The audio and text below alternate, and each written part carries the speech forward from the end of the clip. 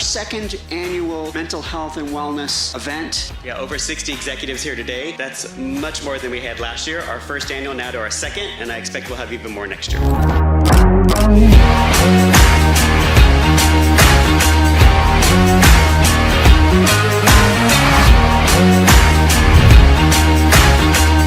Takeaway from this event is that mental health is not any one person's job. It is all of us to be part of it, recognizing the impact in all of us and why this is so important for the future of our students, our employees. So let's make it everyone's job to make sure that we're taking care of our mental health and supporting each other. This is our second annual mental health and wellness event, and I think we are definitely going to do it next year and the year after that, and we're going to make this an annual opportunity for C-suite executives to come together and really do a deep dive into this topic.